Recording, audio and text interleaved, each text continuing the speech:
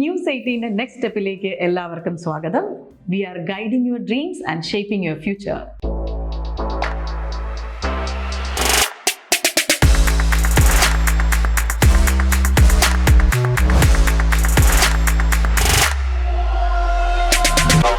ഇന്ന് നിങ്ങളോടൊപ്പം രമ്യ ഗിരിജ, കരിയർ കോച്ചും കോമ്പറ്റേറ്റീവ് എക്സാം ട്രെയിനറുമാണ്. സ്വപ്നങ്ങൾ, ഈ പറയുന്ന സ്വപ്നങ്ങൾ എന്താണ് എന്ന് ചോദിച്ചാൽ പല ആൾക്കാരും പറയും എനിക്ക് പ്രത്യേകിച്ച് സ്വപ്നങ്ങളൊന്നും ഇല്ല എന്ന് പറയും. ചില ആൾക്കാർ പറയും എനിക്ക് ഭയങ്കര സ്വപ്നങ്ങളാണ്, പക്ഷെ അതൊക്കെ നടക്കുമോ എന്നറിയില്ല എന്ന് പറയും. കുട്ടികളെ സംബന്ധിച്ച് നമ്മൾ ചോദിക്കാറുണ്ട്, ഞാൻ കരിയർ ക്യാമ്പുകൾക്ക് പോകുമ്പോൾ എന്താണ് നിങ്ങളുടെ ലക്ഷ്യം, എന്താണ് നിങ്ങളുടെ സ്വപ്നം എന്ന് ഞാൻ ചോദിക്കാറുണ്ട്. അതിൻ്റെ കാരണം ഈ സ്കൂളിൽ പഠിക്കുന്ന കാലഘട്ടത്തിൽ എനിക്ക് പ്രത്യേകിച്ച് ഡ്രീം ഒന്നും ഉണ്ടായിരുന്നില്ല എന്നുള്ളതാണ്. അപ്പോൾ ഈ ഡ്രീം എന്ന് പറയുന്നത് എന്തോ ഒരു വലിയ സംഭവമായിട്ടാണ് നമ്മൾ കരുതുന്നത്. അതങ്ങനെയല്ല. നമുക്ക് എല്ലാവർക്കും സ്വപ്നങ്ങളുണ്ട്, പക്ഷെ നമ്മളത് എടുത്തു പറയാനായിട്ട് നമ്മളത് തിരിച്ചറിയുന്നില്ല എന്നുള്ളതാണ്. എന്താവണം എന്ന് ചോദിച്ചാൽ എനിക്കറിയില്ല എന്ന് പറയും. പക്ഷേ ജോലി വേണോ എന്ന് ചോദിച്ചു കഴിഞ്ഞാൽ വേണ്ടാന്ന് പറയില്ലല്ലോ, വേണമെന്നല്ലേ പറയുള്ളൂ. That is your dream. ജോലി വേണം എന്നതൊരു സ്വപ്നമാണ്. അല്ലെങ്കിൽ നമ്മൾ ചോദിക്കും സാലറി എത്രയാണ് നിങ്ങളുടെ ആഗ്രഹം, ഒരു 5000 രൂപ കിട്ടിയാൽ മതിയോ മാസ ശമ്പളം എന്ന് ചോദിക്കുമ്പോൾ പറയും ഇല്ലില്ല, എനിക്കൊരു 30,000 വേണം, 50,000 വേണം എന്ന് പറയും.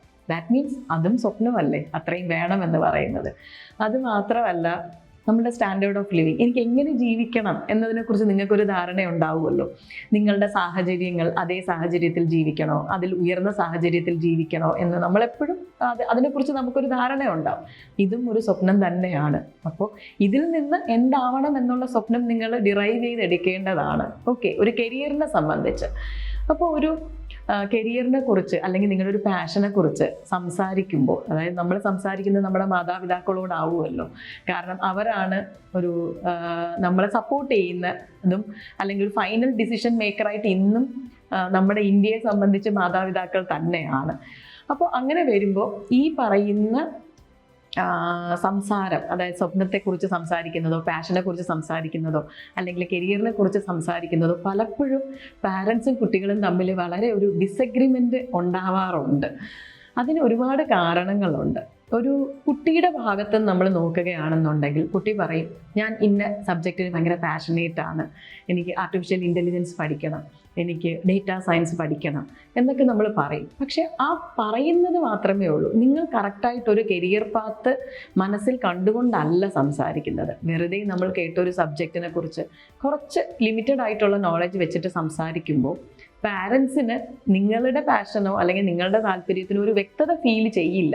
അതുകൊണ്ടാണ് എപ്പോഴും അവർ അത് ശരിയാണോ അല്ലെങ്കിൽ അത് വേറെ ഒന്ന് മാറ്റി ചിന്തിച്ചൂടെ എന്ന് ചോദിക്കുന്നത്. അപ്പോൾ അങ്ങനെ നിങ്ങൾക്കൊരു പാഷൻ ഉണ്ട് അല്ലെങ്കിൽ നിങ്ങൾക്ക് എന്തെങ്കിലും ഒരു സബ്ജക്റ്റിൽ കരിയർ പെർസ്യൂ ചെയ്യാൻ ആഗ്രഹമുണ്ട്, പക്ഷെ നിങ്ങൾക്കൊരു സംശയമാണ് നിങ്ങളുടെ പാരൻസ് അത് ഓക്കെ ആയിരിക്കുമോ എന്നുള്ളത്. അങ്ങനെയാണെങ്കിൽ നിങ്ങൾ ആദ്യം ചെയ്യേണ്ടത് എന്താണ് ആ പാഷൻ എന്നുള്ള ഐഡൻറ്റിഫൈ ചെയ്യുക. ആ ഒരു കരിയർ എന്താണെന്ന് ഐഡൻറ്റിഫൈ ചെയ്യുക. എന്തിനാണ് നിങ്ങൾ ആ കരിയർ ചൂസ് ചെയ്യുന്നത് എന്നതിന് വ്യക്തമായ ഉത്തരം നിങ്ങൾക്കുണ്ടായിരിക്കണം. ആ ഉത്തരമുണ്ടെങ്കിൽ അത് എവിടെ പഠിക്കണം അല്ലെങ്കിൽ അത് പഠിച്ചു കഴിഞ്ഞാൽ എന്താണ് പിന്നീട് ഫർദർ നിങ്ങൾ മുന്നോട്ട് പഠിക്കാനായാലും അല്ലെങ്കിൽ കരിയർ ആയാലും ജോബ് ആയിരുന്നാലും എന്തിലാണ് നിങ്ങൾ നിങ്ങളുടെ ഫ്യൂച്ചർ കാണുന്നത് എന്നുള്ളൊരു ധാരണ നിങ്ങൾ പാരൻറ്റുമായിട്ട് സംസാരിക്കുമ്പോൾ നിങ്ങൾക്കുണ്ടായിരിക്കണം. ഇതിനെക്കുറിച്ചൊരു വ്യക്തമായ ഒരു ഡിസ്കഷൻ നിങ്ങൾ നടത്തുകയാണെന്നുണ്ടെങ്കിൽ മിക്കവാറുമുള്ള പാരൻസ് എല്ലാം തന്നെ സമ്മതിക്കുന്നതാണ്. കാരണം അവർക്ക് വേണ്ടത് അവരുടെ കുട്ടിക്ക് ഒരു വ്യക്തത ഉണ്ടാവുക അല്ലെങ്കിൽ ഒരു കരിയറിൽ ഒരു ഉറച്ച തീരുമാനത്തിൽ കുട്ടി മുന്നോട്ട് പോവുക. കാരണം എപ്പോഴും പാരൻസിന് സപ്പോർട്ട് ചെയ്യാനായിട്ട് സാധിക്കില്ല. അപ്പം അതുകൊണ്ട് ഈ ഒരു വ്യക്തത ഉണ്ടാക്കി കൊണ്ട് മാത്രമേ നിങ്ങൾ പാരൻസുമായിട്ട് സംസാരിക്കാനായിട്ട് ചെല്ലാവുള്ളൂ. അതുകൂടാതെ ഇനി കരിയറുമായിട്ട് ബന്ധപ്പെട്ട് പാരൻസ് കുട്ടിയുമായിട്ട് ഡിസ്കസ് ചെയ്യുകയാണ് എന്ന് വിചാരിക്കുക. നിങ്ങൾ ഈ പറയുമ്പോൾ കുട്ടിയുടെ ഒരു പൂവർ പെർഫോമൻസിൻ്റെ ടൈമിലല്ല ഇത് ഡിസ്കസ് ചെയ്യേണ്ടത്. ചിലപ്പോൾ ഞാൻ കണ്ടിട്ടുണ്ട് പാരൻസ് മീറ്റിങ്ങിന് പോയതിന് ശേഷം വന്നിട്ടായിരിക്കാം നിന്നെ ഇതിനൊന്നും പഠിക്കാനായിട്ട് കൊള്ളില്ല, അപ്പോൾ പിന്നെ നീ ഈ പറയുന്ന സബ്ജക്റ്റുകൾക്ക് പോയിക്കോളൂ എന്നുള്ള അഭിപ്രായങ്ങൾ വരുന്നത്. ഒരിക്കലും അങ്ങനെയല്ല കരിയറിനെ കുറിച്ചിട്ടുള്ളൊരു അഭിപ്രായ പ്രകടനങ്ങൾ നടത്തേണ്ടത്. നല്ലൊരു അറ്റ്മോസ്ഫിയറിൽ കാമായിട്ടിരിക്കുന്ന ഒരു സാഹചര്യത്തിലാണ് നിങ്ങൾ ഈ പറയുന്നത് സംസാരിക്കേണ്ടത്. ഒരു ഡൈനിങ് ടേബിളിലോ അല്ലെങ്കിൽ ഒരു കല്യാണ വീട്ടിൽ പോകുമ്പോഴോ ഒന്നുമല്ല എന്താവാനാണ് പോകുന്നത്, എന്ത് പഠിക്കാനാണ് പോകുന്നത്, അങ്ങനെയല്ല ഒരു ഡിസ്കഷൻ വരേണ്ടത്. അപ്പോൾ പാരൻസും കുട്ടിയും ഒരു തീരുമാനത്തിൽ എത്തണമെന്നുണ്ടെങ്കിൽ നിങ്ങൾ സമാധാനപരമായിട്ട് സംസാരിക്കുക എന്നുള്ളതാണ്. രണ്ടു പേർക്കും ഒരു വ്യക്തത ഉണ്ടാവുക എന്നുള്ളതാണ് ഇതിൽ അടിസ്ഥാനമായിട്ടൊരു തീരുമാനത്തിലെത്താനായിട്ട് ഹെൽപ്പ് ചെയ്യുന്നത്. ഇതിൽ പാരൻസ് കുട്ടിയുടെ അഭിപ്രായവുമായിട്ട് ഒരു ഡിസഗ്രിമെൻ്റ് ഉണ്ടെന്ന് വിചാരിക്കുക. അവർക്ക് അഭിപ്രായ വ്യത്യാസം വരുമ്പോൾ കുട്ടിയും അത് റെസ്പെക്റ്റ്ഫുള്ളി അക്സെപ്റ്റ് ചെയ്യുക. എന്തുകൊണ്ടാണ് അവരത് പറയുന്നത് എന്നുള്ളത് മനസ്സിലാക്കാനായിട്ട് ശ്രമിക്കുക.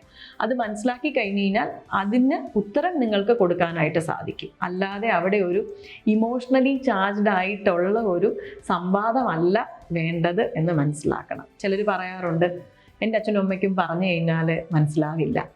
ചില പാരൻസ് പറയാറുണ്ട്, കുട്ടിയോട് എന്ത് പറഞ്ഞു കഴിഞ്ഞാലും കുട്ടി ഭയങ്കരമായിട്ട് സോഷ്യൽ മീഡിയ അഡിക്ഷനാണ്, ഗെയിമിൽ അഡിക്ഷനാണ്, കുട്ടിക്കൊന്നും തീരുമാനിക്കാൻ അറിയില്ല എന്ന് പറയാറുണ്ട്. അപ്പം ഇത് രണ്ടുപേരും മ്യൂച്വലി മനസ്സിലാക്കിക്കൊണ്ട് റെസ്പെക്റ്റ്ഫുള്ളി ഡിസൈഡ് ചെയ്യുന്നതാണ് എപ്പോഴും നല്ലത്.